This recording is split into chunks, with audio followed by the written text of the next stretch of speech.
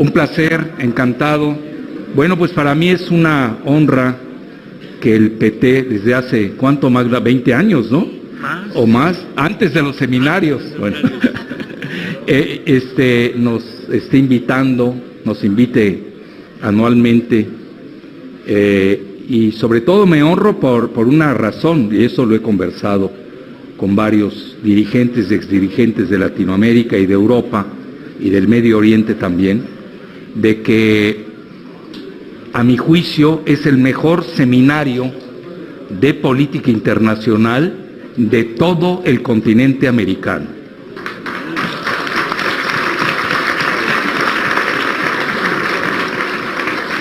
Y sobre todo aguantaron vara, así literalmente, aguantaron vara en las épocas malas. Y ahora que se renueve el auge de toda la corriente que manejan, pues nosotros no los vamos a dejar ni en las malas y menos en las buenas.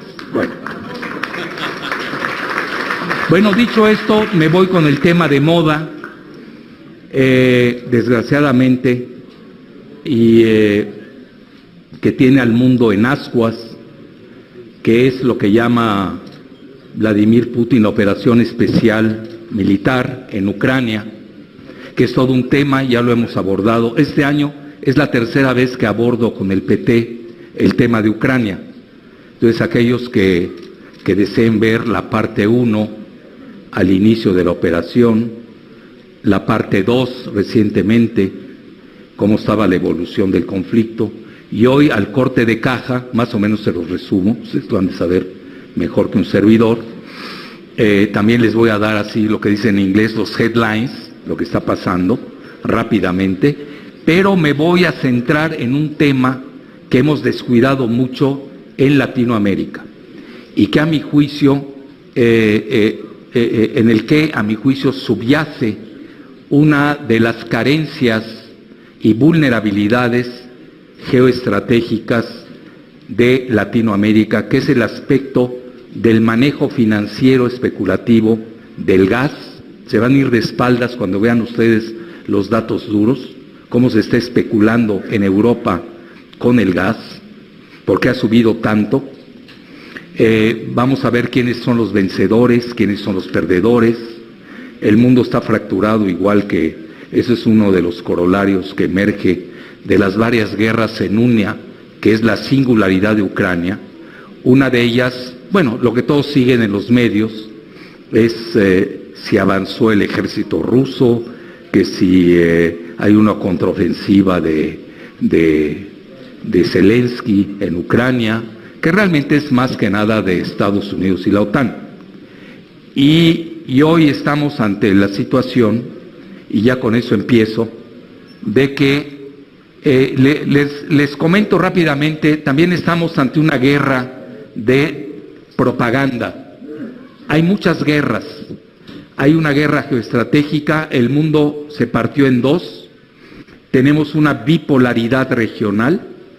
Por un lado, Estados Unidos, la OTAN, la Unión Europea. Lamentablemente la Unión Europea sucumbió.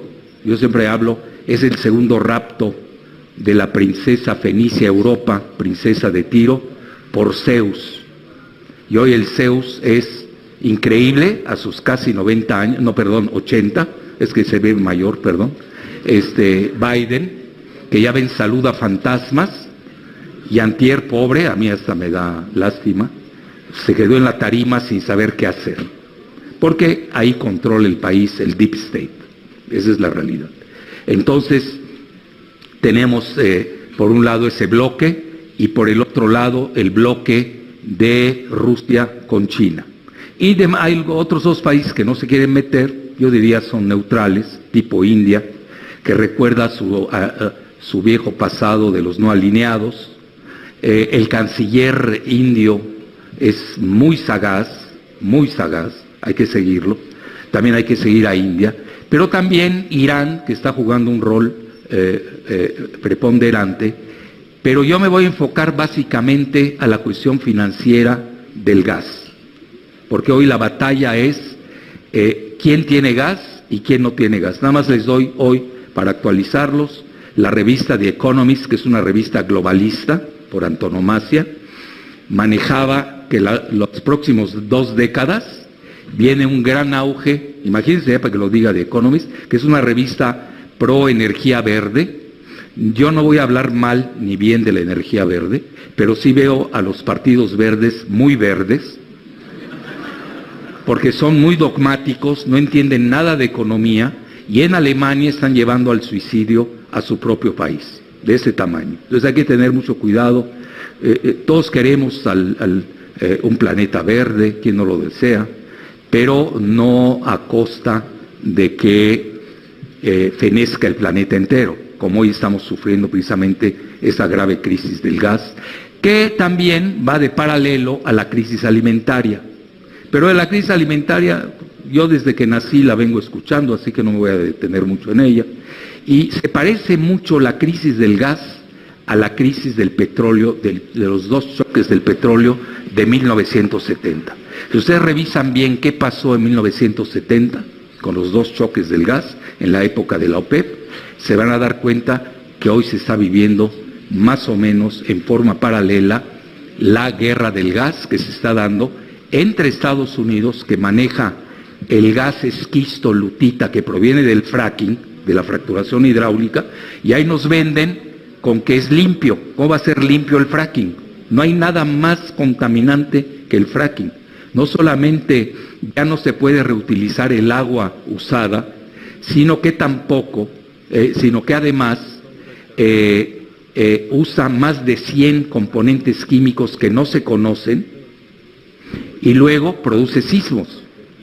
Entonces, hoy Estados Unidos literalmente obligó a Europa, sobre todo a Alemania, que es la máxima superpotencia económica, la obligó a estar usando el LNG, el gas licuado,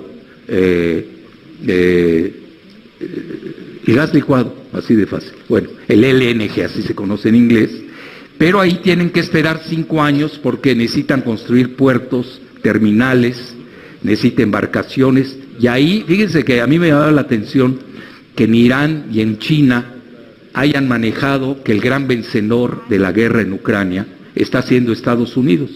Y hoy todos están de acuerdo que el gran perdedor es la Unión Europea. Hay que tener muy claro el esquema geoestratégico. Mientras que el gas natural ruso, pues rompen los acuerdos que son de largo plazo, y el LNG, el gas licuado de Estados Unidos, es 40% más caro que el gas natural de Rusia. Ahí luego me la platican qué decisiones están tomando los verdes en Alemania. Bueno, ya dicho eso, empiezo de lleno. La primera, por favor.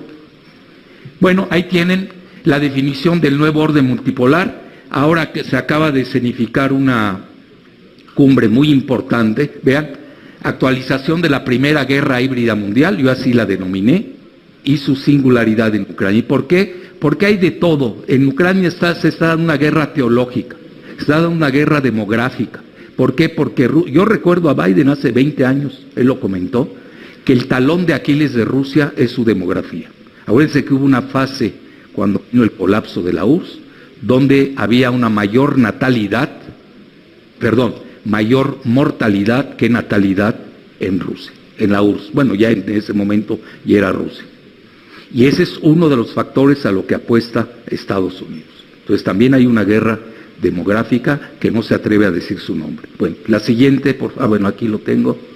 Bueno, ahí tienen, vean, como hay una guerra de propaganda, yo incluso a mis alumnos de posgrado en la UNAM les comento, en la clase de geopolítica, porque me dicen, oiga, es que sacó The Economist esto, y sacó Daily Mail esto, y sacó toda la prensa anglosajona. Bueno, son rusófobos, y hay que tomarlos como tal, y así hay que analizarlos. Pero para contrarrestar, y por eso ahí viene la censura de Russia Today y de Sputnik en Europa, pues tenemos que leer la prensa de Rusia y de China. Como yo no quise contrarrestar ni a la doble propaganda, la anglosajona, donde prácticamente dan por derrotada a Rusia, lo cual es una exageración, dan por muerto a Putin, que está enfermo, mil cosas, ¿no? Bueno, eso es parte de la propaganda, no hay que tomarla en serio. Aquí lo que uno tiene que hacer es saber elegir, tener lecturas dialécticas, y usted sacar su propia síntesis. Entonces yo lo que hice, ahora sí, como decía Pablo Neruda, entre la guerra y la paz me decidí, creo que así decía, ¿no? Me decidí por la guitarra, ¿no? Entonces yo entre Rusia y Estados Unidos me decidí por ver qué dicen los chinos. Y vean nada más el título, Global Times, este es de ayer o de antier, dice: Rusia ordena una movilización parcial en medio de la presión de la escalada de Occidente. Entonces ya tienen otra visión totalmente diferente. Así que yo les sugiero, vean los 3 puntos. En realidad el mundo es tripolar. Hoy hay 3 potencias. Lo acepta el mismo Estados Unidos, el Pentágono. Tenemos Estados Unidos, Rusia y China, no lo dije en ningún orden. Y se maneja un concepto geoestratégico que se llama estabilidad estratégica. Y hoy es lo que está en juego. Ahora, ¿cuál es el problema de Estados Unidos independientemente de la propaganda? Acuérdense que también estamos a días de 2 elecciones cruciales que van a impactar, una muy fuerte en Latinoamérica y la otra en Latinoamérica y en el mundo. Tenemos la elección de Brasil el 2 de octubre, pues es la mayor superpotencia geoeconómica en territorio y en población de Latinoamérica. No sabemos si hay segunda vuelta o no. Ahí el que sabe bien es mi amigo Alberto Grillón, que lo sigue día y noche. Entonces, y la segunda, tenemos las elecciones intermedias de noviembre, el 8 de noviembre en Estados Unidos, donde obviamente va a tomar un camino Estados Unidos si ganan los republicanos, sobre todo del grupo Trump, como se está hoy proyectando, o si se recuperan los demócratas en 39 días. No lo sabemos, pero de ello van a depender muchas de las ecuaciones geopolíticas bueno, yo veo a Latinoamérica como continente, entonces disculpen si lo llamo así, y en Europa y sobre todo en el resto del mundo. Bueno, dicho esto, y vean el subtítulo, es tan importante como el título, y dice: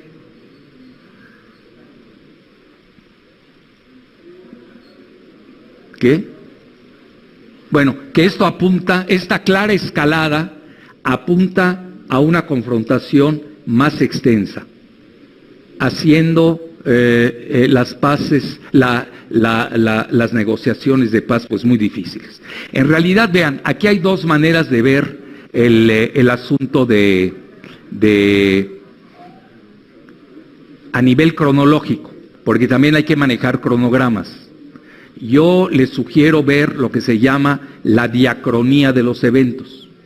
Ustedes saben, una cosa es el corto plazo, otra cosa es el mediano y otro es el largo. Esto desde el punto de vista occidental, porque ustedes saben que los chinos manejan el largo plazo de ellos es de 120 años y para Occidente el largo plazo es mayor a 10 años.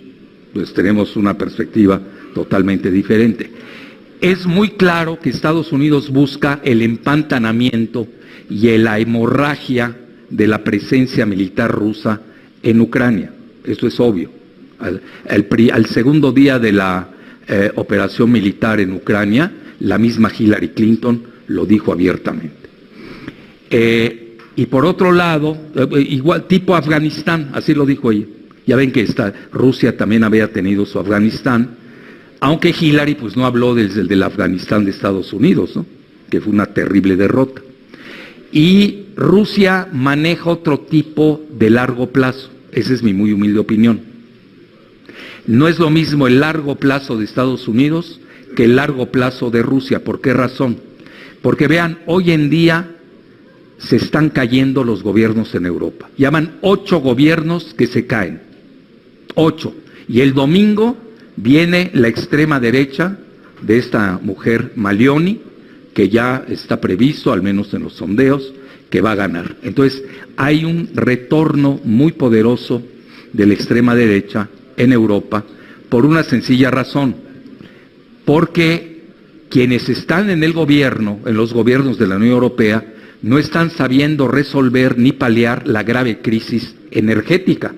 donde hoy tienen ustedes, no lo van a creer, les voy a demostrar con datos duros, que el gas en Alemania, como se maneja en varias bolsas de valores específicas del gas, que muy pocos se conocen en Occidente, y ya no se diga en Latinoamérica, y aquí abro un paréntesis. Una de nuestras vulnerabilidades en Latinoamérica es que tenemos muy buenos economistas, pero no, sobre todo la llamada izquierda latinoamericana, no tiene financieros. Entonces ahí donde nos meten todos los goles, los financieros del modelo globalista, neoliberal, neocolonial. Esto hay que entenderlo muy bien, y ustedes saben, no es lo mismo las finanzas que la economía. Hoy la economía está hipotecada por más de cuatrillions, ya olvídense de cuántos ceros son. Estamos hablando de 10 creo que es a la potencia 16. Es una barbaridad. Y todo está manejado con papeles. No existe. Estaba manejada precisamente por las bombas nucleares de Estados Unidos. Entonces, ya dicho esto, me sigo. Ya me voy a ir más rápido. A ver. No, perdón. Bueno, ahí tienen, vean. Las operaciones, ¿en qué están hoy? Ahí tienen ustedes los 4 lugares donde se van a hacer. Ya hoy empezaron los referendos. O referenda, si usan referéndum en latín. Hoy están las dos Donetsk y Lugansk, en el Donbass, en la región de Ucrania, la parte oriental de Ucrania, donde ahí radica la mayor parte de rusófonos y rusófilos, a quienes se les prohíbe hablar ruso en la región occidental, que obviamente la parte occidental de Ucrania es más proclive a Occidente. Y luego tienen la parte de Odessa, o la que colinda con el Mar Negro. Esta parte también es rusófila. Entonces van a ser también los referendos aquí en este lugar que se llama Zaporizhia, que ahí está el mayor reactor nuclear de toda Europa. Y, aunque no venga aquí, un lugar que se llama Gerson, ahí los van a hacer, es una ciudad importante. Ahorita vamos a ver en otro mapa, la siguiente por favor. Bueno, yo lo tengo acá, ya tengo el control, no sé de qué me quejo. Ahí tienen ustedes Gerson, véanlo, esto lo tiene dominado Rusia. Y Odessa es un pan comido por una razón, porque la mayor parte de la población de Odessa, es alrededor de 1 millón, son rusófilos, por tradición. Incluso ahí hicieron, seguramente los que son cinéfilos, ahí el acorazado Potemkin, ahí hicieron la película en Odessa. Entonces aquí tienen, esta es la Gerson, y Kiev tiene alrededor entre 1,5 millones y 2 millones. La parte que perdió Rusia en Kharkiv, sobre todo la ciudad de Izium, tiene alrededor de 1 millón de habitantes, etcétera.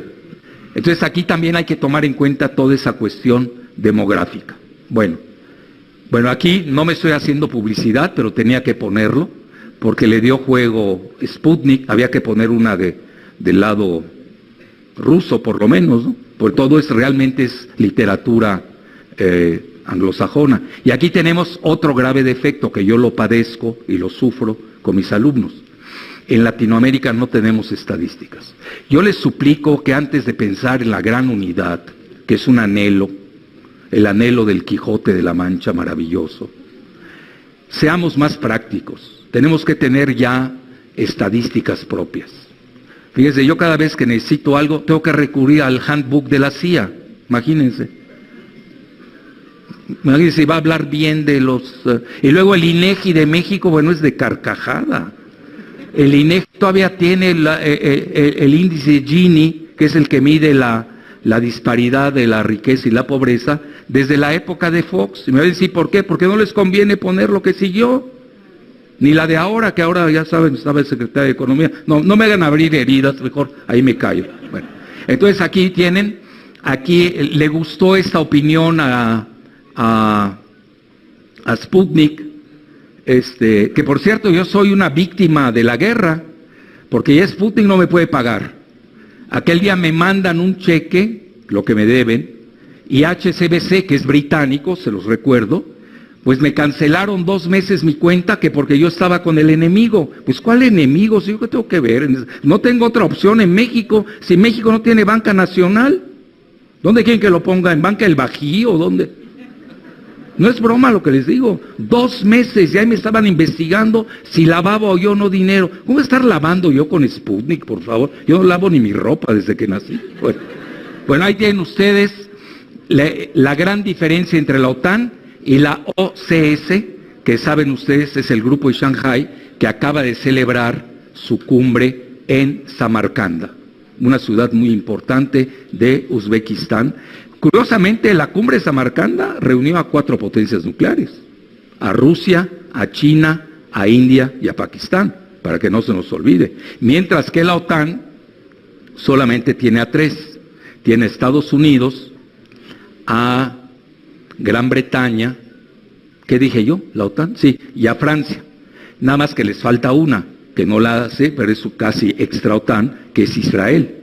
Eso a veces se olvida. Bueno, la siguiente, ahí tienen. Bueno, ahí me tienen, no les estoy presumiendo, pero estuve en junio en turismo. No fui a arreglar la cumbre del grupo de Shanghái, porque estuve en junio, y ahí me tienen en las grandes madrazas, centros de estudio del siglo XV y XVI, que una gran cultura persa allá en Uzbekistán. Y ahí es donde en Samarcanda, esto es Samarcanda. Y ahí tienen ustedes a ver qué dice aquí. Bueno, ahí tienen la guerra del gas.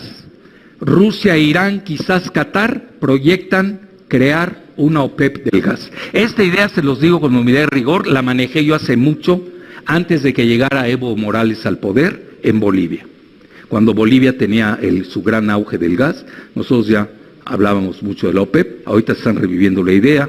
Rusia es la primera potencia gasera del mundo, le sigue Irán y luego Qatar. Ahora, paréntesis, hoy, The Economist, que esa parte me faltó, abrí la ventana y no la cerré, hoy The Economist comenta que una de las regiones que se van a enriquecer en los próximos 20 años, como nunca, y no es por el Mundial de Fútbol de Qatar en diciembre, es precisamente las 6 petromonarquías del Golfo Pérsico.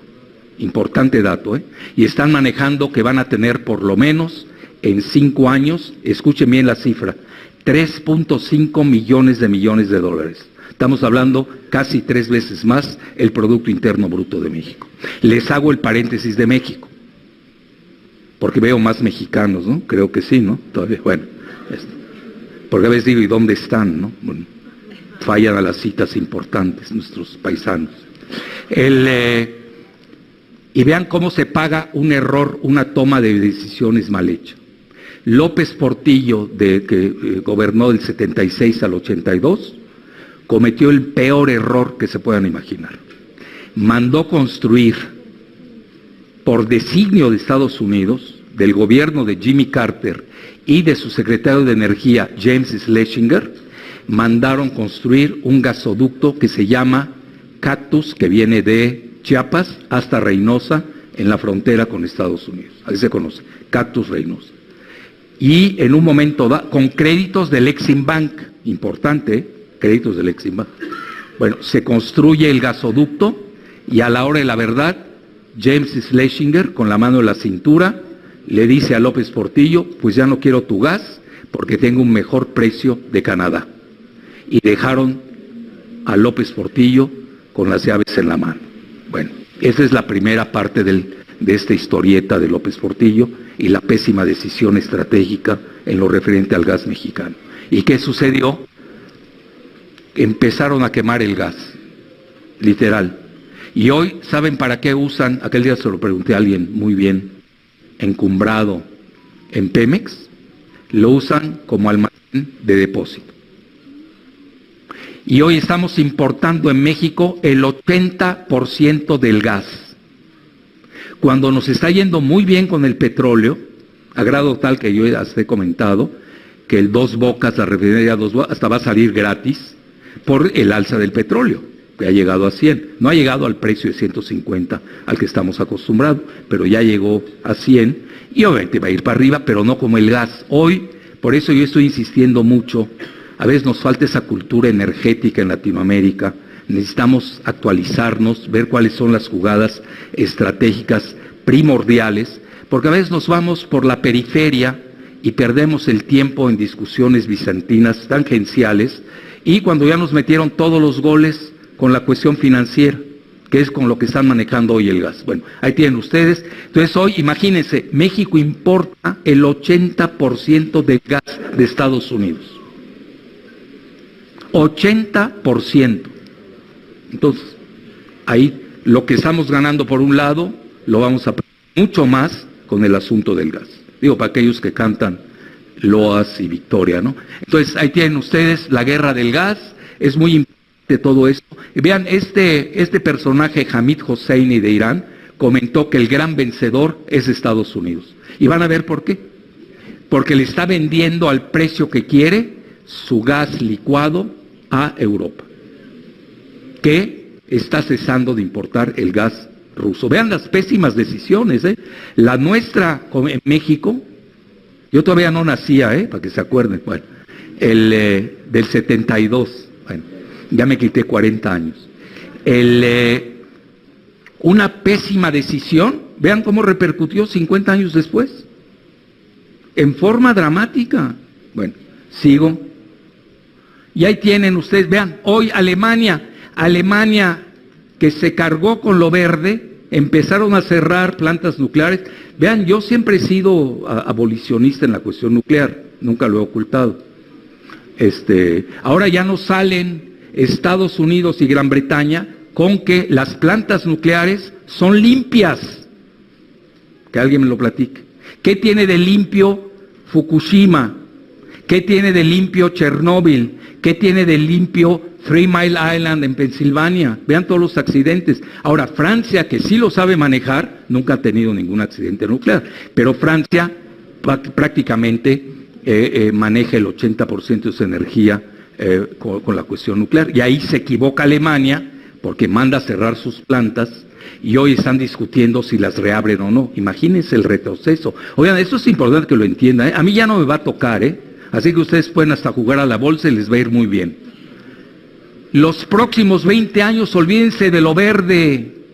Ya olvídense, ya se pospuso. Y de aquí a 20 años, es muy humilde teoría, van a salir nuevas tecnologías en materia energética. China es el mejor ejemplo. China maneja pluralismo energético. Es la primera en las alternativas, en la eólica y la solar, y sigue importando gas y petróleo del Medio Oriente, pero eso no obsta para que estén investigando, y hoy están creando una gran investigación de fusión y fisión, escuchen bien, de plantas nucleares. Es decir, hoy ellos son plurales, eso les va a beneficiar, y los que son dogmáticos, reduccionistas, cíclopes y daltónicos, pues la van a pagar. Este es el ejemplo aquí de Alemania. La tercera parte de la electricidad de Alemania proviene del carbón. No me vengan ahora con que el carbón ya es limpio. Están regresando al carbón. Digo, aquellos que les venden los cuentos verdes, bueno, cada quien compra el cuento que quiera, pero ya es un espejismo todo lo verde. Porque detrás de la agenda verde, que es muy loable, conste, yo no estoy en contra de la cuestión verde, pero sí estoy en contra de la instrumentalización de la agenda verde con propósitos geopolíticos para sacar a Rusia de la jugada de los fósiles, del petróleo y el gas. Y esa es la parte que no la quieren ver en la cuestión del gran reseteo y la Agenda 2030. Bueno, entonces ahí tienen ustedes esta situación del carbón, mientras tiene problemas para sustituir el gas ruso antes del invierno. ¿Recuerdan ustedes que antes los inviernos eran rusos y ahí perdían? Pues hoy los inviernos van a ser europeos, no van a ser rusos. Entonces, ahí nos seguimos. Bueno, error de Merkel y acierto plural de China, así de fácil. Sigo. Bueno, la guerra financiera subrepticia de Estados Unidos contra Rusia y China y, pongo, contra la Unión Europea. Vean, esto es muy delicado lo que acabo de decir, porque vean, uno que lee nada más periódicos, y malos además, y sesgados, y chayoteros, bueno, ¿cómo te va a ir? Entonces, van a decir que es una locura el reporte de la Rand Corporation. Ustedes saben que la Rand Corporation es uno de los principales think tanks militaristas y de juegos de guerra estratégicos de Estados Unidos.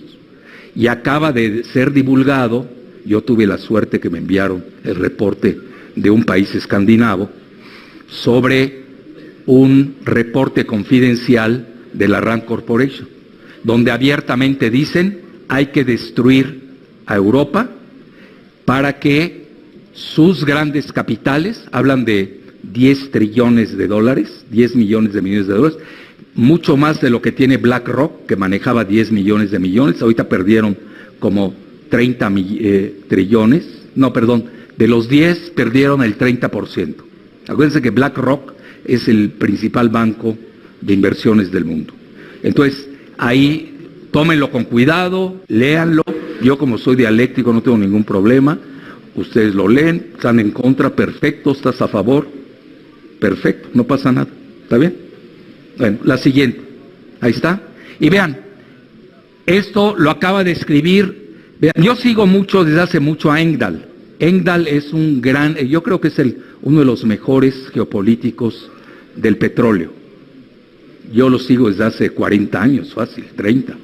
Estudió en la Universidad de Princeton, es una gente muy capacitada, es alemán además, y critica toda la política de Alemania. Entonces vean qué dice: el Armagedón energético de Europa desde Berlín a Bruselas no viene de Moscú.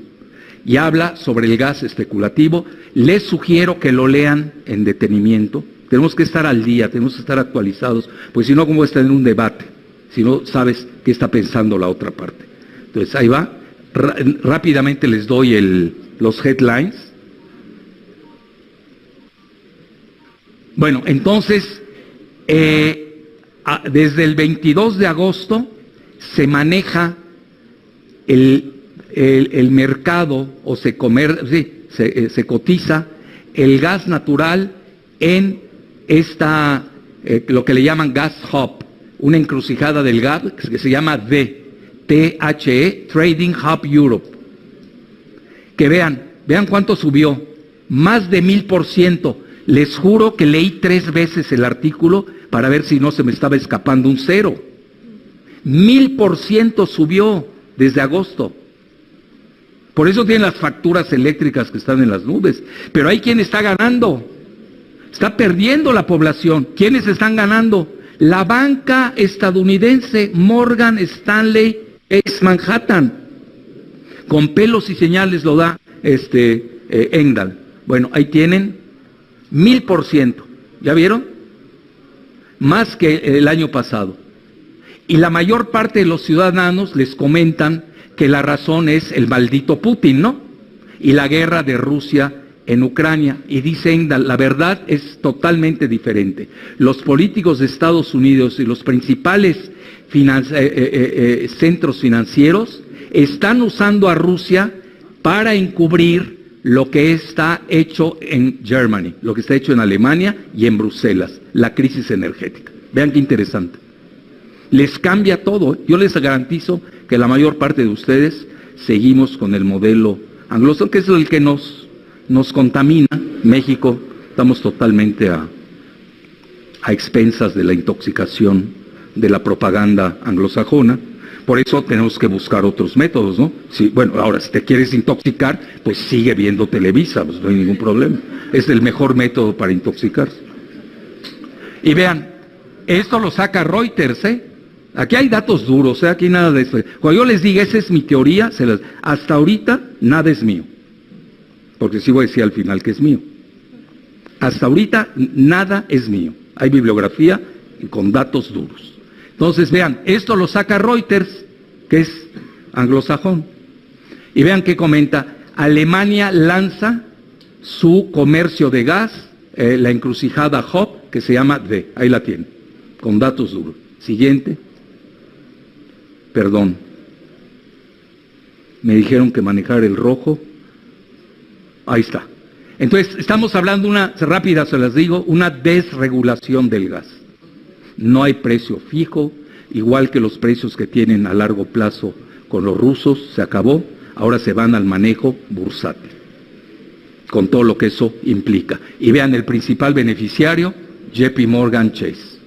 ¿Y qué es lo que manejan? Lo que se llaman los derivados financieros. Yo dediqué mucho tiempo, sobre todo la década de los 70 y de los 80 y de los 90, le dediqué mucho tiempo a este tema de los derivados financieros.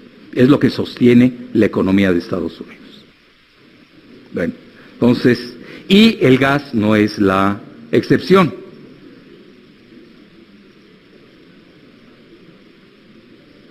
Entonces ahí lo tienen. Gazprom, por ejemplo, tenía los precios a largo plazo, sobre todo Alemania, en contratos de largo plazo que estaban fijados o conectados al precio del petróleo. Pues no lo quisieron los alemanes por dogmatismo o porque están a favor del disque heroísmo de Zelensky, y hoy tenemos que están pagando muy alta la factura, pero aquí sí les descubren cuál es el juego. Entonces vean, se cambiaron las leyes en Estados Unidos para poder exportar el LNG desde el shale gas. El shale gas es el gas lutita o el gas esquisto, que proviene del fracking, que no se olvide, proviene del fracking, que es lo más contaminante que puede haber en el planeta, desde 2016. Entonces ya empezó la expansión, es decir, todo está programado. Por eso muchos manejan la teoría de que Estados Unidos orilló a que Rusia invadiera, que no es mala la hipótesis. Es decir, ya no tenía margen de maniobra Rusia al respecto. Pero además no le están pegando militarmente, todo el mundo está viendo la cuestión militar.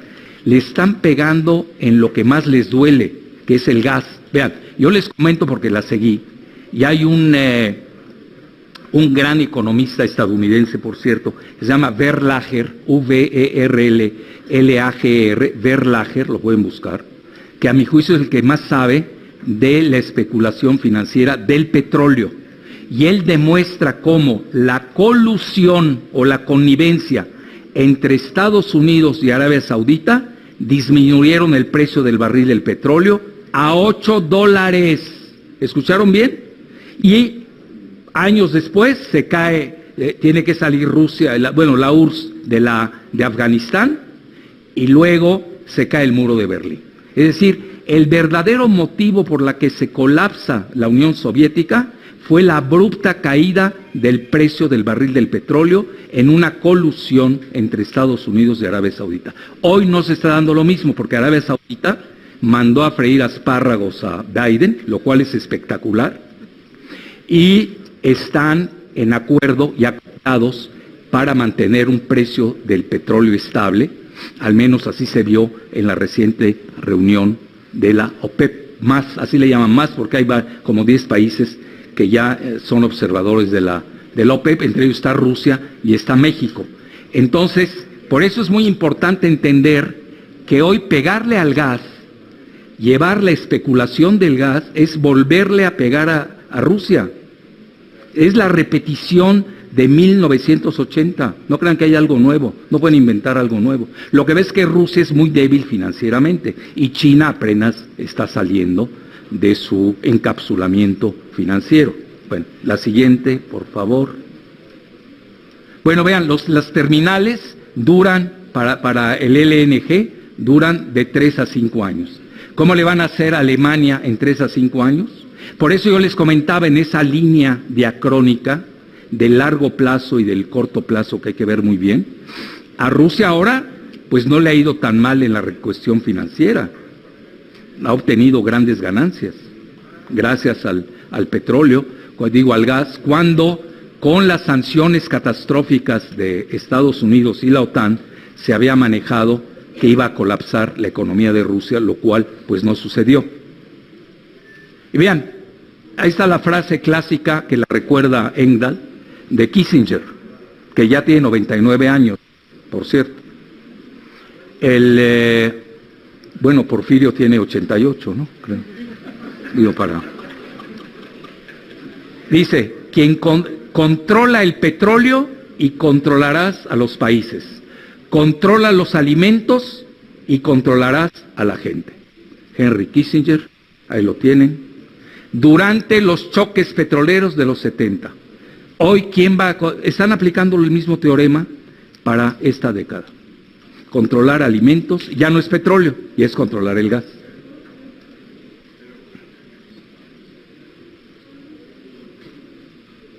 Bueno, y esto vean, estos mismos intereses financieros poderosos han estado trabajando durante años para crear un papel gas similar, globalizado en los mercados de futuro, que pueden controlar. Eso es importante, esta es la jugada, ¿eh? Vean, rápidamente se los digo, yo como vengo siguiendo ese tema desde los 70 fácilmente, ya estamos a 50 años, vean cómo pasa la vida. En aquel entonces, ya a mí me llamaba mucho la atención, a tal grado que me metí a estudiar un MBA, a ver si lo entendía, lo entendí menos. Una maestría de administración de empresas en la única universidad americana que hay en la Ciudad de México, para que vean que soy plural y ecuménico, que es la Universidad de las Américas, cuyo rector era el actual procurador o fiscal de México, que se llama Gers Manero, por cierto. Bueno, y cuando yo leía que por cada barril del petróleo existían 5 barriles de petróleo en papel. ¿Qué quiere decir? Especulativos, los derivas, de ahí viene la palabra derivados. Entonces andan rondando 5 papeles barril enfrente del barril verdadero. Y lo mismo están intentando hacer hoy con el gas. El papel gas, eso es importante, es seminal entenderlo. Bueno, y ya casi para concluir, me voy a ir más rápido.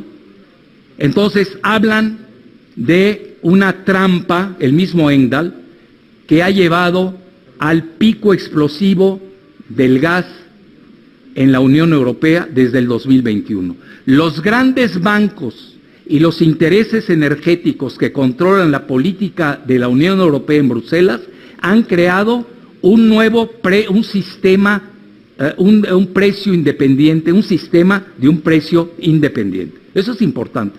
Y sí les voy a preguntar, y sean sinceros, ¿quién de ustedes sabía lo del manejo financiero y las bolsas del gas que existen en Europa? Bueno, no se sientan mal, no se sientan mal. Pero ese es donde nos meten los goles. Aquí es donde nos han metido todos los goles en el petróleo en los 70 y ahorita se los están metiendo a Europa. No van a poder con Venezuela porque Venezuela tiene las mayores reservas de petróleo del mundo, convencional y no convencional. Con nosotros tampoco han podido, pues tenemos petróleo en México, pero no tenemos gas. Entonces ahí tenemos una alta vulnerabilidad. Pero no es posible que en Latinoamérica estemos totalmente en la ceguera de la geopolítica financiera. Eso se los digo en serio, por eso empecé, y yo quise a propósito de aprovechar a uno de los principales seminarios internacionales del continente americano en exponer esta situación que verdaderamente nos hace peligrar más que... Pues sí, porque te meten goles, no te necesitan matar y ya invadir, te hacen pedazos en las bolsas de valores. Bueno, y ahí están, véanlas, vean cuántas bolsas hay, aquellos que les interese. Vean, por ejemplo, en 2020 lanzaron en Holanda, incluso ustedes se dan cuenta, hay una conectividad entre Gran Bretaña y Holanda, que siempre la han tenido, ¿no? Ahí la tienen. Y vean cómo se llama Title Transfer Facility, la instalación de transferencia de títulos, TTF. Fue el centro de comercio dominante para el gas de la Unión Europea, que se llama European Union Gas Benchmark. El benchmark sería la pauta o el barómetro en el que se basa la cotización. Es como el gas noruego el gas del norte noruego, el Brent, ese es petróleo, o en Texas, el West Intermediate Texas. Nosotros tenemos 3 variedades de petróleo en México y ninguna cotiza en la bolsa de ningún lado del mundo, ni siquiera en México. Tenemos el Olmeca, el Azteca y creo que el otro se llama el Istmo, ¿no? Si no estoy mal.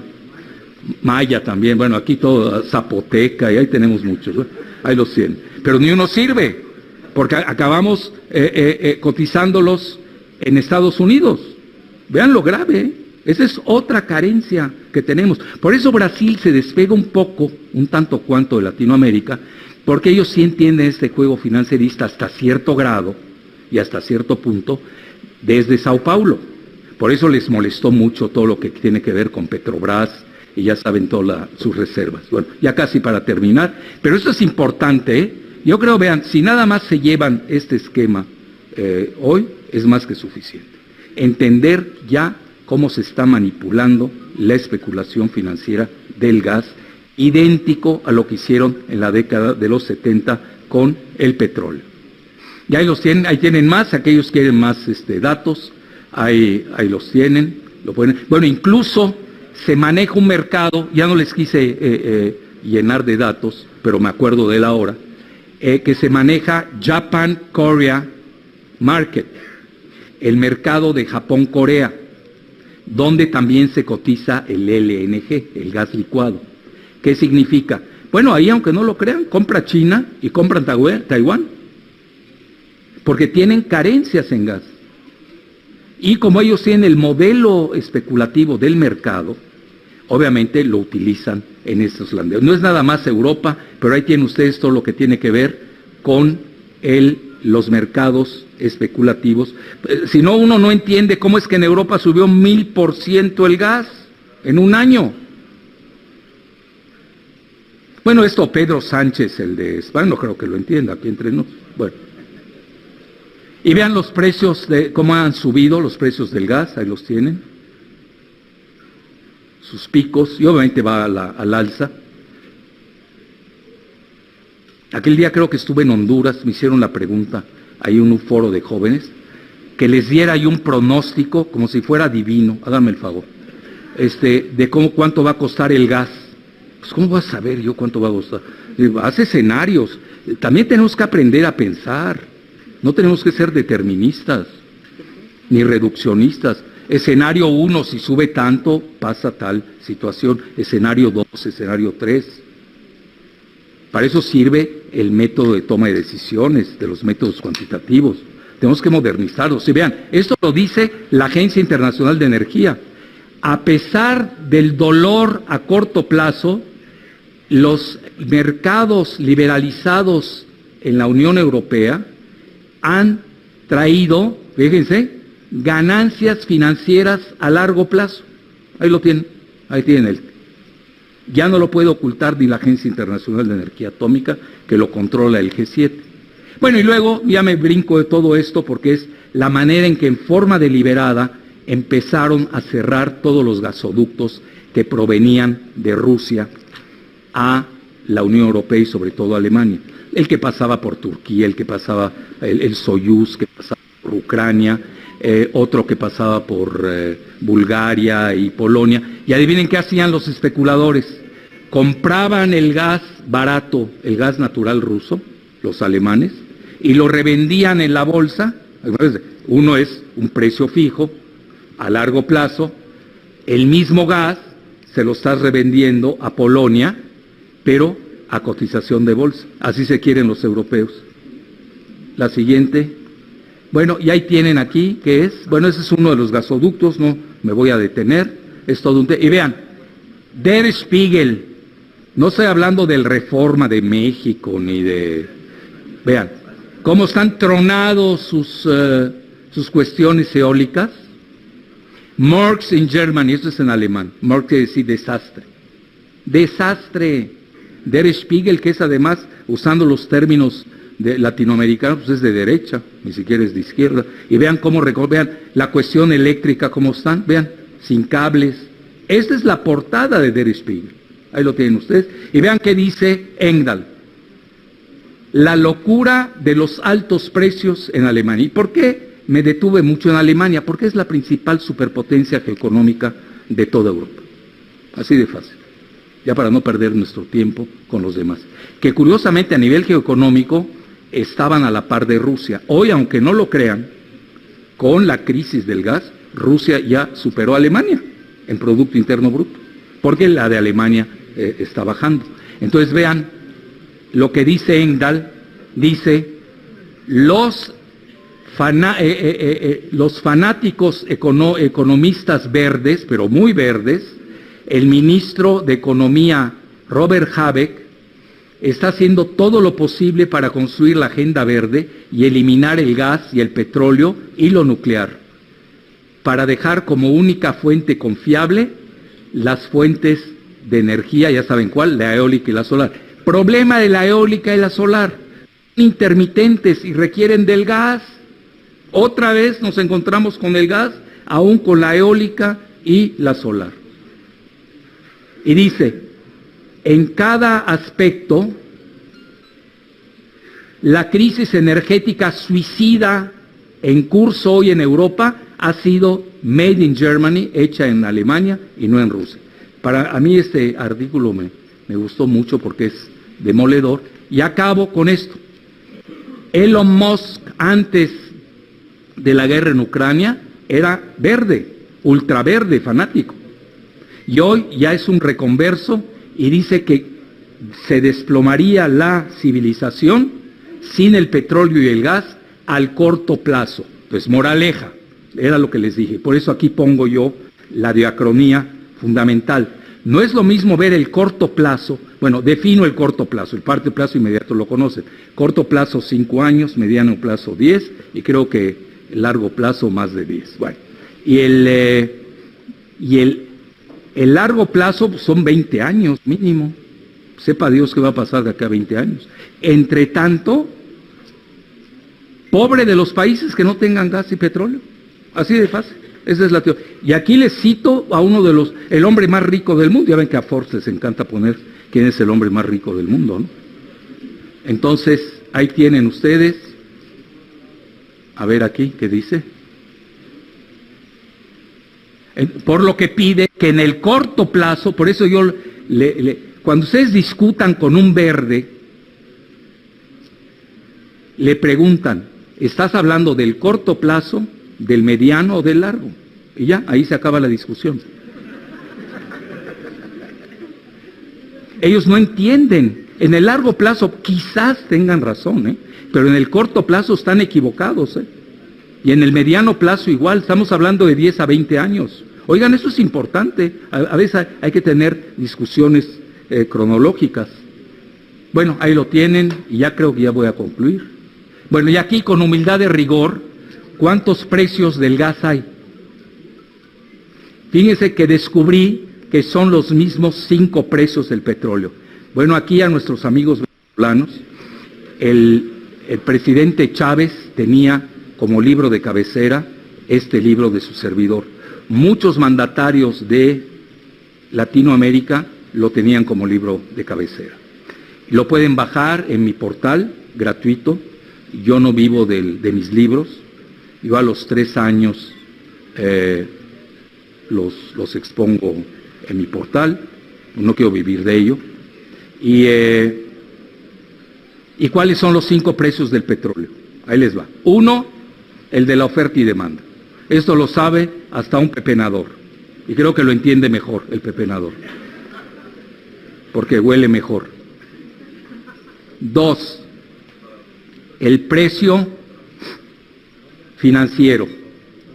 Si se cotiza en dólares o se cotiza en...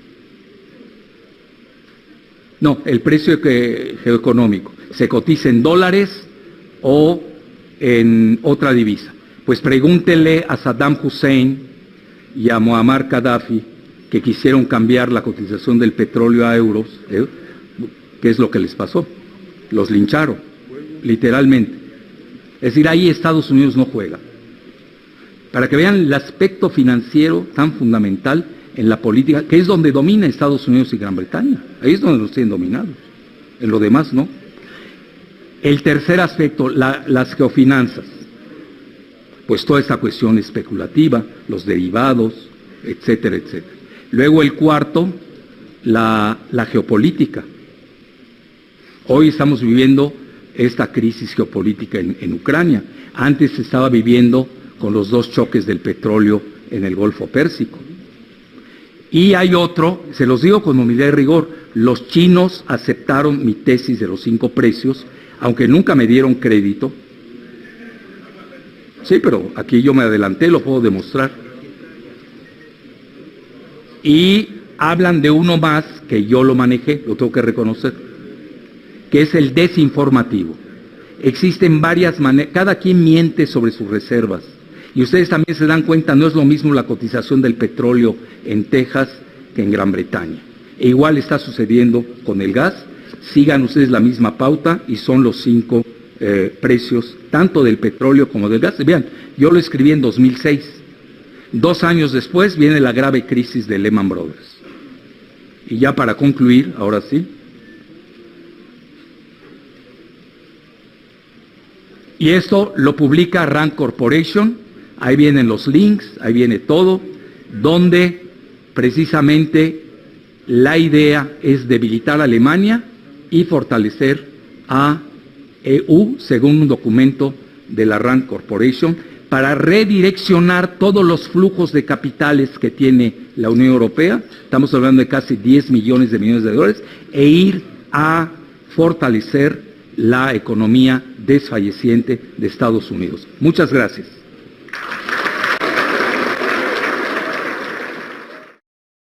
Mi nombre es Marco Antonio Blázquez, tengo el honor de ser diputado local por Baja California y precisamente representando al Partido del Trabajo.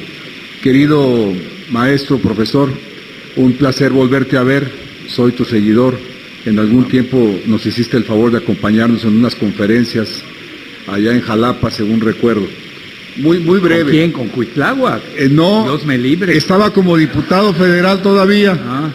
Todavía él era diputado federal. No había pasado lo que ya pasó. Muy breve. Me llama mucho la atención tu exposición y sin que fuéramos adivinadores, como dijiste, preguntarte sobre los escenarios que se calculan a la fecha respecto del proceso electoral de los Estados Unidos. Si hoy fuera el momento de la coyuntura, con las actuales circunstancias que se cuentan de lo que ya nos has actualizado, ¿cuáles serían los escenarios en los Estados Unidos? ¿Estaríamos teniendo un Trump habilitado con los republicanos? ¿O tendríamos otro perfil con los republicanos que da resultados? ¿O la balanza estaría cargada hacia los demócratas? No sé qué opines de una posible reelección de Biden, si la ves posible, o la habilitación de Kamala o de algún otro integrante. Concretamente los escenarios en los Estados Unidos. Es la cuenta, gracias. Bueno, en relación a la reelección de Biden, ya ni su esposa Jane acepta que se pueda reelegir. No, pues no está bien cognitivamente hablando, ¿no? Digo, es obvio, ¿no? Saluda fantasmas, se queda en la tarima, luego ya no sabe qué hacer. Digo, yo lo compadezco, ¿no? Bueno, por ahí gobierna el Deep State. El problema hoy de cualquier gobernante en Estados Unidos es la inflación. Ayer pegó muy duro, subieron 3/4 de punto la inflación, y también se va a repetir la década de los 70. ¿Se acuerdan cuando llegó hasta 20%, no? Entonces, y esa inflación le pega a los países endeudados, léase Latinoamérica y África, a los que no tienen gas y petróleo para compensar, y le pega al Partido Demócrata. Y luego quizás, ahorita tenemos la elección en noviembre, pero luego viene la de la presidencia. Entonces ahí tenemos, yo diría, 2 subescenarios. A corto plazo, proyecciones de hoy, conste, y curiosamente repuntó 6 puntos Biden. Vean, yo así como digo una cosa, digo la otra. Yo, por ejemplo, se me leen hace 2 meses, Biden tenía 58% de rechazo. Hoy tiene 52%. Pero el hoy es antier, es la última vez que vi el tracking poll de Rasmussen. Ya con la inflación de ayer, con las tasas de interés, etcétera, esto va a llevar a una recesión global, nos guste o no. Por eso yo les sugiero que lean hoy el editorial de Global Times de los chinos, donde a mi juicio, sí, pues ya, que lo quiten, ni modo. Además ya estaba lisiado y antes de empezar. Bueno, entonces, no me estoy desnudando, nada más me están quitando. Yo sí. Entonces, en resumen, proyección de hoy, pierden los demócratas la Cámara de Representantes. El Senado está en juego y va a ser por un voto. Curioso, ¿eh? Ahora, usted lo sabe del sistema estadounidense, que es un sistema electoral muy anticuado del siglo XIX, aunque ellos pregonen la democracia. Creo que eran más modernos los griegos en la época de Pericles y de Cleístenes, que fue el que lo inventó.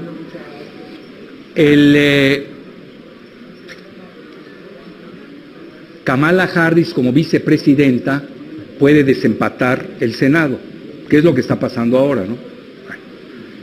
Ahí tienes varios escenarios. Uno es ese.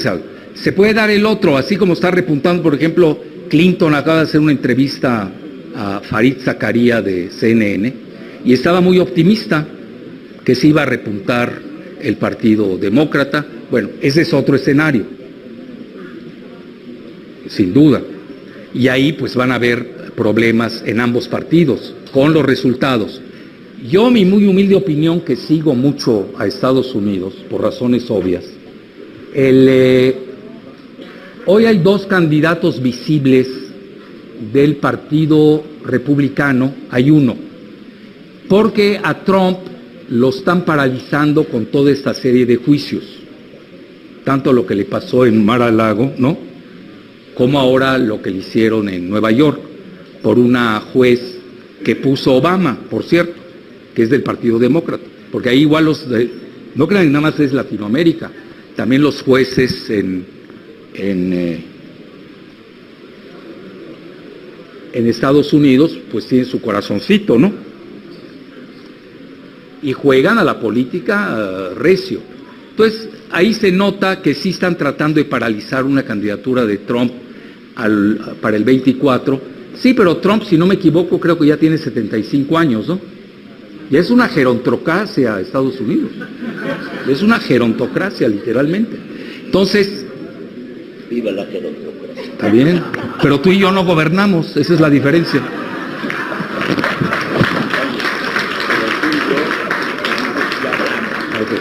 Entonces, y con mayor libertad además. Y Kamala Harris, pues no pinta. Kamala Harris fue un fracaso en la cuestión migratoria de Centroamérica y de México. Entonces, tiene muy baja aceptación, no es una gente popular, no la veo yo para el 24. ¿A quién veo? Veo a Newsom, que es el gobernador de California, que Estados Unidos, el mismo The Economist, que es una revista globalista, monárquica, neoliberal, neocolonial, todo lo que le sigue, acepta que Estados Unidos está fracturado en dos colores, como ellos los manejan, ¿no? El azul, que es demócrata, a diferencia en México de los colores, ¿no? Y el rojo, que es republicano, y es real. Las costas de Estados Unidos tienden más a ser prodemócrata y la cuestión rural, donde hay mucho votante, sobre todo blanco, tienden a votar más por los republicanos. Ahora, si ustedes me preguntan cómo votan los latinos, no sé. Yo sí les digo cómo votan los mexicanos.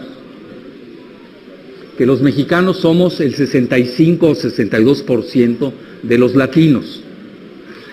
Los mexicanos de California, donde somos mayoría, votan por el Partido Demócrata, se mimetizan. Y los mexicanos de Texas votan republicano, se mimetizan, curiosamente. Algo similar parece ser sucede con los latinos no mexicanos en Florida. Ahora, yo hago mucho la diferenciación, y no es porque no me caigan bien los latinos, yo soy un latinista furibundo, pero sí me gusta diferenciar porque no es lo mismo, y esta clasificación o taxonomía le conviene a la Oficina del Censo de Estados Unidos. ¿Cuál es? Nos ponen Hispanics. ¿Qué es eso de Hispanics? Mínimo latinos, si te la paso, pero no Hispanics. Entonces yo ya tengo la mía propia, y I am sorry. Y un día hasta, bueno, no lo voy a decir, lo dije a alguien muy importante de Estados Unidos. Los mexicanos somos la mayoría de los latinos. Somos casi el 65%. Nada más que los mexicanos son guadalupanos, que es más que ser católico. No, ser guadalupano es, olvídense, es Tonantzin, Juan Diego, la Virgen de Guadalupe, olvídense, es todo un tema. Y el latino no va así, el latino no mexicano. El latino no mexicano hoy es más evangélico. A veces no queremos hacer estas diferenciaciones. Y tienen otro historial con Estados Unidos. El historial de los mexicanos con Estados Unidos pues es el siglo XIX, que no lo tiene el resto de los latinos. Entonces ahí hay que tener mucho cuidado. Yo por eso soy de la idea, incluso lo he propuesto, lo sabe el profesor Anaya, que ya los partidos políticos en México tenemos que ser transfronterizos. 5 de 6 ingresos en México, de los 6 principales ingresos del país, 5 son dependientes de Estados Unidos. Nosotros vivimos una cárcel geopolítica, nos guste o no. Entonces no sé si quedó claro. Vaticinio no tengo. Yo soy Javier Guerrero y tengo el gran e inmenso honor y a la vez quizás el infortunio de ser el diputado suplente del compañero Noroña que anda por ahí y se está riendo de mí. No sé qué tanto.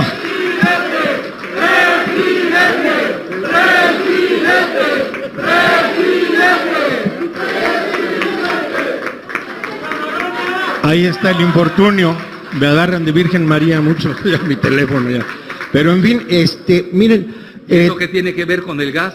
Ahí va la pregunta. Todo el día de ayer. Todo es propaganda ya. No es propaganda. Escuchen bien este asunto. Ayer estuvimos hablando mucho de la urgencia de la unidad latinoamericana. Y todos los expositores de ayer coincidían y coincidimos de que ya es urgente crear la zona latina como grupo, como región, la especialidad del maestro Jalife. Y surgieron, bueno, es evidente, para iniciar eso hay que entrarle ya a formar las instituciones, porque de palabras está bien, pero hay que tomar acción, ya hay que comenzar a hacer las instituciones y no nos tardamos. Pero la pregunta, maestro, es bien, para mí es, hace algunos años andaba Porfirio Muñoz Ledo con el brete del dolartino, y la pregunta va en ese sentido. ¿Qué viabilidad, qué se podría hacer para lograr una moneda común latinoamericana que sería una entrada a todo eso? Y sin más cosas, nada más digo, yo soñaría, ya andamos también con el brete de la moneda, el peso plata y demás. En Latinoamérica estamos llenos de recursos naturales. ¿Por qué no un peso litio o un peso plata cobre de Chile? O no lo sé. Algunas ideas sobre eso que creo que nos va a ilustrar muchísimo toda la sapiencia que está allá adentro. Bueno, gracias. Muy bien. Mira, para empezar, yo creo que escogiste mal ejemplo, porque Porfirio no sabe nada de finanzas más que las de él. Las de él las conoce y las maneja muy bien, pero a nivel financiero y económico no sabe nada. Es su de gran debilidad conceptual. Por ejemplo, en la palabra globalización, para ser diferente, como Josefina Vázquez Mota, la candidata del PAN, que digo, soy diferente, bueno, yo no le veo nada diferente a los demás panistas. Habla de mundialización, que es un terminajo francés, pero los franceses lo pueden hacer, los franceses sí son diferentes, ellos sí. Y le quitan la palabra globalización. Entonces, mira, ya nosotros hicimos ese experimento del Sucre, no creas que es algo nuevo. Yo lo hice con nuestros amigos de Ecuador, con Pedro Páez, que era un supersecretario en la época de Correa, e intentamos hacer el Sucre, pero cometimos dos graves errores. Una, primero, imitamos a la Unión Europea. La Unión Europea con su euro. Entonces íbamos a hacer la calca misma del euro. ¿Qué pasó con el Sucre y la Unión Sudamericana? Ni siquiera era el UNASUR, creo que se llamaba. Y hace 30 años les hablo, imagínense. Y fracasamos, tenemos que reconocer. Bueno, ¿por qué estamos fracasando? Porque queremos que todos se unan de inmediato. Yo creo que ese es el grave error. Tenemos que empezar, primero que nada, por lo elemental. Por ejemplo, cuestiones financieras básicas. La estadística, no tenemos estadística. Vean, fuera de la CEPAL, que está en Chile, que es un organismo de la ONU, no tenemos nada en Latinoamérica así que podamos consultar. Entonces yo mi idea, incluso se los dije en Bolivia, a nuestros amigos bolivianos, ¿qué? No entendí, ¿qué pasó? Creí que había una protesta. Bueno, entonces, la idea que yo les di, pues están manejando una OPEP de litio. Bueno, la OPEP tardó años en formarse, empezó con Arabia Saudita y Venezuela, y paulatinamente fueron creciendo. Yo lo que les propongo es en Latinoamérica, dependiendo de la especificidad y la idiosincrasia, es pensar de pequeño a grande, y no empezar de lo grande cuando nunca puedes, y luego se desmorona y no tenemos nada. Empezar dos países afines, a unirnos como sea, e ir creciendo. Y cuando vean el éxito del proyecto, muchos países van a empezar a unirse. Hoy, por ejemplo, la OPEP del litio, se los digo abiertamente, es un tema que yo conozco. Pues yo no veo que México entre a una OPEP del litio, porque las consideraciones geopolíticas de México, estando en un TEMEC, en un tratado México, Estados Unidos, Canadá, y estando bajo la férula del Comando Norte, que es una cárcel geopolítica, ustedes ven bien que tiene cubierto el Comando Norte, tiene además de Canadá y Estados Unidos, tiene a México, tiene a Puerto Rico y tiene a Bahamas. Es importante entenderlo. Pero a nosotros en México nos agarran con el Comando Sur por la parte del Caribe y la costa de Quintana Roo, que a veces no queremos ver esas cosas. Entonces nosotros estamos muy con grilletes que no tienen aparentemente los otros, el triángulo del litio en Sudamérica, que tiene otras consideraciones. Chile tiene su política referente al litio, ya en Argentina prácticamente se lo van a entregar a Estados Unidos, Bolivia es más plural por su misma configuración nacional. Entonces yo ahí, esa es mi muy humilde opinión, habiendo vivido todas estas ideas por lo menos 50 o 60 años, no, 50. A veces queremos ir muy a prisa, cuando no te dejan las circunstancias. Yo creo que hay que ir paso a paso, paulatinamente, unirnos en los rubros complementarios a aquellos países que lo quieran y dejar crecer la idea y va a florecer. Es decir, sembremos Latinoamérica de flor en flor. Esa es mi muy humilde opinión.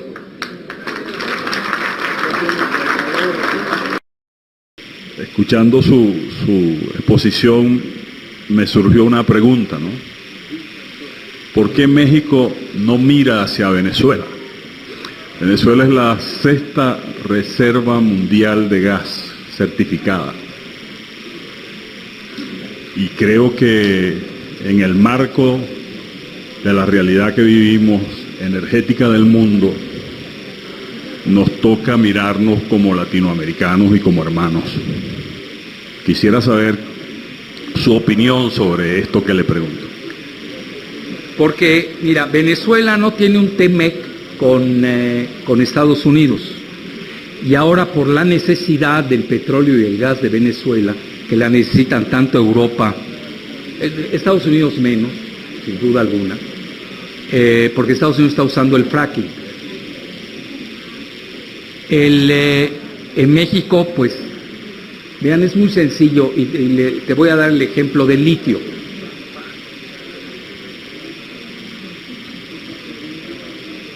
Nosotros en Sonora,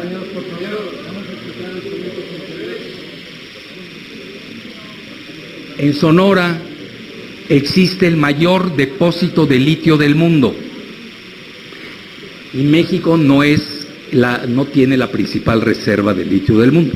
Las principales reservas se manejan un 60%, lo tiene el triángulo del oro blanco, que son en ese orden Bolivia, Argentina y Chile, porque Chile ha estado depletando mucho su litio. Bueno, y para que entiendan el mismo ejemplo con México en relación al petróleo, que es más sencillo, y con el gas todavía más. No queremos repetir el error de López Portillo de hace 50 años con el gas. Es decir, si tú me preguntaras si estamos en una entrevista así a rajatabla, así te contestaría. No queremos repetir el error del gasoducto Cactus Reynosa con Venezuela. ¿Por qué? Porque Estados Unidos no lo va a permitir. Así de fácil. ¿Por qué no lo va a permitir? Porque tiene todos los grilletes, todos. Sobre todo el TEMEC, y por eso me voy al TEMEC. Pues ya si me da el entrevistador 5 minutos más, pues le comento. Resulta que la secretaria de Economía de México, que no es economista, bueno, eso suele suceder, ¿no? Y que trae agenda antimexicana, lo digo con responsabilidad, traía la agenda del fracking para el noreste, en Nuevo León, y traía la agenda del fracking en Coahuila. Y si lo tengo que decir de manera muy velada, les voy a decir por qué. Porque tenemos una visita al sitio de ese depósito, el mayor del mundo, que yo le llamé la peregrinación mexicana o soberanista del litio, a un lugar que se llama Bacadehuachi, ¿no? ¿Estoy bien pronunciado, Ramón? Bacadehuachi, creo que se pronuncia. Que hoy lo gobierna el PT. Lo gobierna el PT, ¿eh? Eso es importante entender. En Sonora. Ahí lo gobierna el PT. Pero a veces a los del PT se les olvida, no sé por qué. Aquí estamos para recordárselos. Entonces, yo no me quiero meter en problemas con el gobernador, porque el gobernador hizo parte de un proyecto que yo estuve en contra. Por eso me quiero poner más del lado de la Secretaría de Economía, donde abiertamente le estaban regalando el litio de México a una empresa que se llama Albright Stonebridge, en asociación con Banca Rothschild, si han oído hablar de ellos, con Banca Rothschild y con George Soros. Googleen, yo lo escribí en Sputnik. Bueno, ya saben, los globalistas se me echaron a la yugular y al plexo solar. Bueno, y ahí demuestro, a ver, la anterior embajadora de Estados Unidos en México, Roberta Jacobson, iba a ser la secretaria de Economía del gobierno de Sonora. Platíquemela. Ahora, obviamente, the name of the game, el nombre del juego es el litio. No nos equivoquemos, pues si hacemos malas definiciones geopolíticas, regresamos al síndrome de López Portillo, de Cactus Reynosa, y regresamos a los errores y los desastres de Alemania. Vamos a ser muy cuidadosos.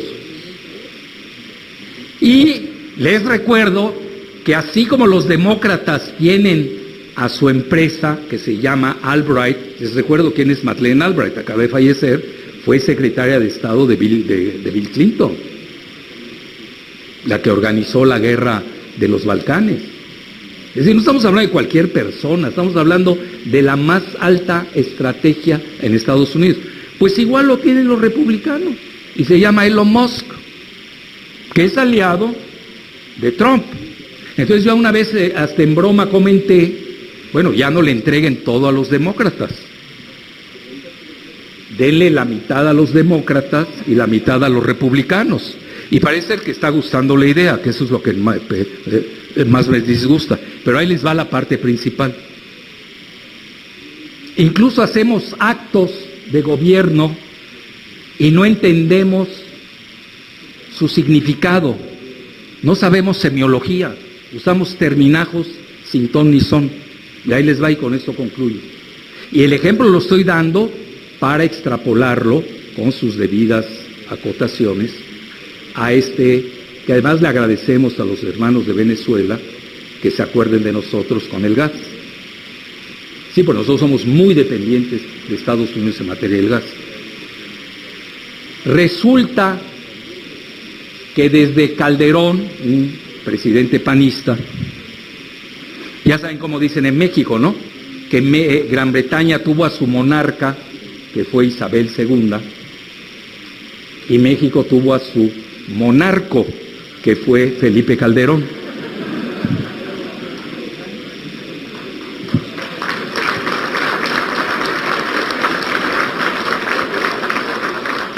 Él y Videgaray regalaron, Videgaray que fue el verdadero presidente de México, y no el pobre de Peña. A mí Peña hasta me cae bien. Pobrecito, ya déjenlo, es una piñata. Más que peñata, ¿no? Piñata. Entonces, regalan el litio de Sonora. Claro, tenemos muchos lugares de litio en México, hay como 10, pero no tienen la abundancia de esa zona de Vaca de Huachin, Sonora. Entonces, ¿qué sucede? Lo tenía una empresa anglosajona, canadiense, británica, Baconoras, creo que se llama, Bacanora, algo así. Y se la venden en papel a nuestros amigos chinos de Genfeng, escúchenme, que subió este año, agárrense de la silla, 500%. En papel. Todavía no extraen nada. Y ya en papel ya ganaron 500%. Entonces sale el asunto del litio, donde el presidente López Obrador, atinadamente, y creo que me hizo caso, lo digo con humildad de rigor, pues cambia la reforma energética. Hay una ley energética que se había hecho en la época de Salinas, que era muy neoliberal, y ahora ahí se requirió mayoría simple, de eso sabe más que yo el profesor Anaya, y con esa mayoría simple que no requirió el cambio de la Constitución, pues ya se enmienda esa reforma previa y se vuelve una reforma soberanista, que además va con los tiempos. Es decir, en la época de Salinas, pues el modelo era neoliberal. Hoy los modelos son soberanistas. Eso ya cambió la tenencia del litio. Entonces, hay gente que no sabe y enloquece y dicen, México nacionalizó el litio. Por favor, busquen qué quiere decir estatizar, nacionalizar. Y yo hablé con mi amiga Rocío Nagle, le dije, oye Rocío, que es la secretaria de Energía, que por fortuna le quitaron ya el manejo de la empresa estatal Litiomex, se la quitan a esta antimexicana entrevista neoliberal, etcétera, etcétera, que es Tatiana Cloutier. Lo digo con responsabilidad, no estoy hablando así y tampoco estoy injuriando. Si pudiera lo haría, bueno, eso es otro, pero no lo estoy haciendo. Y se lo dan a Rocío a manejar. Es decir, ya la Secretaría de Energía, que lo cual tiene lógica, lo vemos también en Bolivia. Bueno, y ahí da la parte principal, le hablo a Rocío, oye Rocío, o creo que fue un WhatsAppazo, ya no sé qué fue. Bueno, oye, no hay nacionalización, no se ha expropiado nada a nadie, ¿cómo le puedes hablar? Entonces me dice, sugiéreme alguna palabra, soberanización, punto. No te metas en lío, porque ni es nacionalización que asusta a los mercados. Nosotros estamos supeditados a esa cosa que se llama mercados. No estamos ni en China, ni en Rusia, ni en India. Tenemos 3,000 kilómetros de frontera con Estados Unidos y tenemos mínimo, que yo ni creo esa cifra, 40 millones de mexicanos en Estados Unidos. Mucho más que varios países de Latinoamérica juntos, que a veces nos olvida. Entonces, uno, No fue nacionalización, porque no le quitamos nada a los chinos. Dos. Tampoco fue estatización. Yo no veo que a alguna empresa privada se le haya quitado algo. Entonces, nos quedamos, y le gustó a Rocío, con la palabra soberanización. Ahora, ahí les va escenarios. Porque me pregunté, y ya con esto concluyo, porque ya hasta me duele la garganta. Pero por la pasión. Primer escenario. Igual, árbol de decisiones y ponderamos cada rama. Una. Y eso no es de lógica, es geopolítica. Por favor, no hay que confundir la lógica, que tiene un nivel y tiene sus instrumentos de pensamiento propios, con la geopolítica, que tiene otro manejo. Tienes un TEMEC con Estados Unidos. ¿Sí o sí? Nos guste o no, ahí está. Por 17 años. Y son los que tienen sus plantas automotrices, y el rubro automotriz con México representa el segundo ingreso. El primero no lo digo por decente. Los que vean Netflix ya sabrán a qué me refiero. Bueno, entonces el segundo es el sector automotriz. Es obvio a quién estamos. ¿Y quiénes son los que necesitan el litio?